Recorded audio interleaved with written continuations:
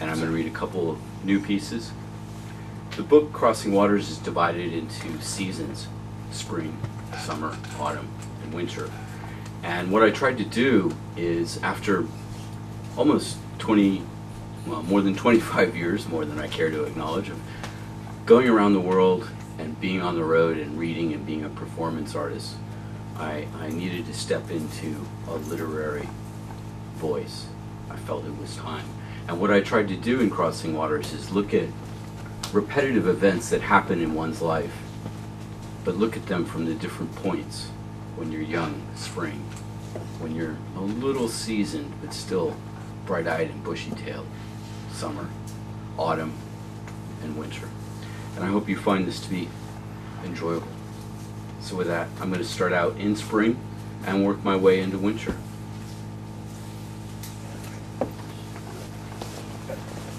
First breath. I am your wanting. Warm me, and I will open. Drink of me, and I will overflow. Envelop me in the thick, sensual syrup of your sweet breath, and I will always be true. I am your desire, served up on a tray for breakfast. In honor of the wars and the position of continuity of people not wanting wars, I wrote this about my experiences remembering Vietnam, which I think every person as they're young, and whatever war happens to unfortunately be during that period of time, they have their own recollections, and I think these apply to the wars that are going on here. What do I know? The man's a vet, he's had it rough back long enough to feel that stuff of jungles and rifles and friends who stayed. His wife and child can't understand the screams of dreams or why he drinks and does not work. They've gone their way now, left for normal life, that they think they're safe life. And Uncle Sam says he's fine, it's in his head, and this won't count for doctors and treatment or the quiet he craves.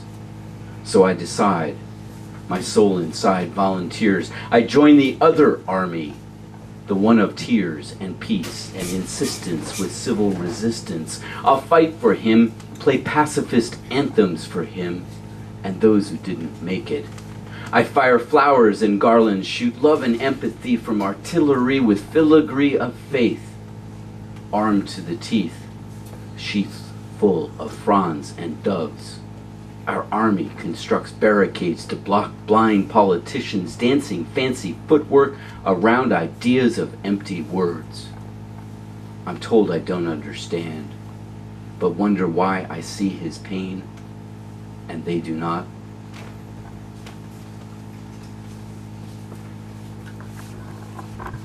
Moving through, one of the great experiences of youth is just that unbounding energy and that feeling that there never was a woman that wasn't beautiful.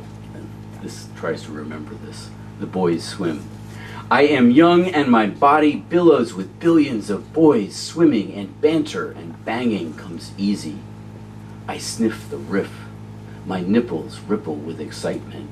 I tingle the tangle of jangled nerve endings and pleasure sensors as I penetrate with words that bring curls to mounds brought ripe, where waters flow from streams, bubbling between bare-legged limbs, where bosom beauties and boxes burst, flooding foundations with dreams from broad-brimmed grins and eyes that flower and empower and dare.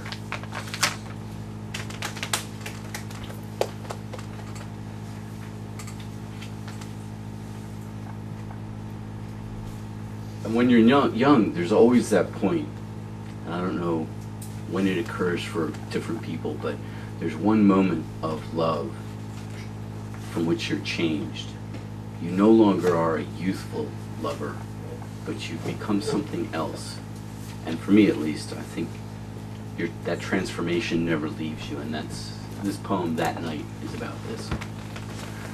This crystal, this moment, you gave it form and held fixed the glimmer of soul and searching, showing full detail. Its manner found perfectly preserved, shielded from sight the unknown content, unlocked luster, lingering just beneath a surface shimmer. And curiosity cannot solve the what of why, for it is as you are, revealed in indirect and inexact ways, in worlds wound down with candlelight after a long day. In this bed you do show a soul's design, like snowflakes pressed to glass of windows with panes framing view of moments melting. Our nature and faith, our destiny, we discover in a crystal, on a glass, in the cold, watching windows warm with wonder.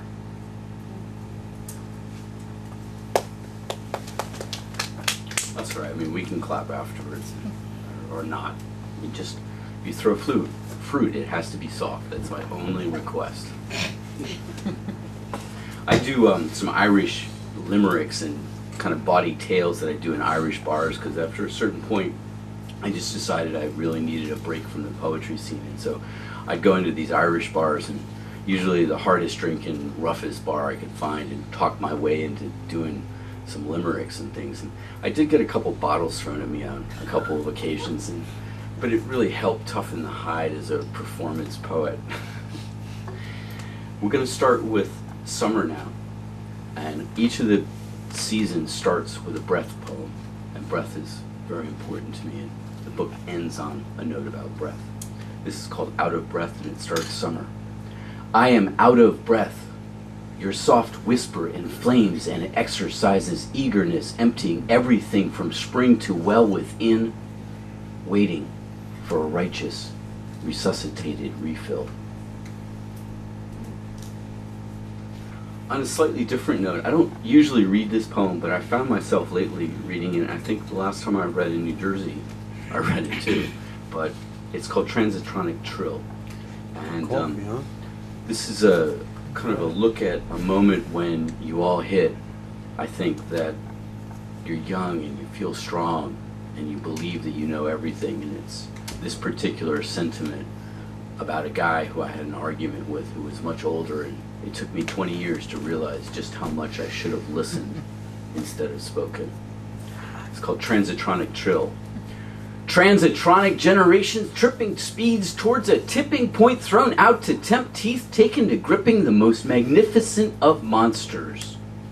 Released from meditations made murky with a man's mensa mania, I monocle my eye for your comfort.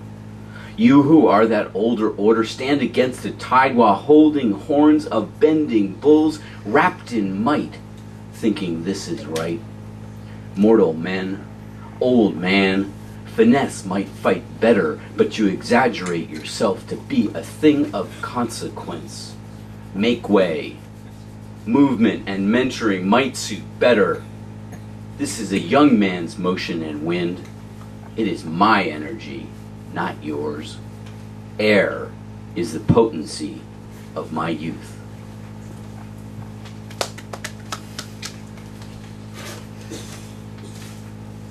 I never know exactly what I'm going to read when I come up, but I'll kind of move around. Gifts given. At the crossroads of here and there, at about the time of midnight, a man and a woman transform and christen themselves with the taste of each other, with energy to burn, in a pantomime, proud to be as ancient as the world itself, balancing energies, realign, with hearts of grace. One uplifts the other, and souls seek their silent searches, and bodies blurt spurts of sound and sentiment. The glimpses glanced and mirrored across rooms, among partners practicing great miracles with genetic markers of height and hands and space between the eyes. Then distance grows short. Complicity of seed and egg consecrated.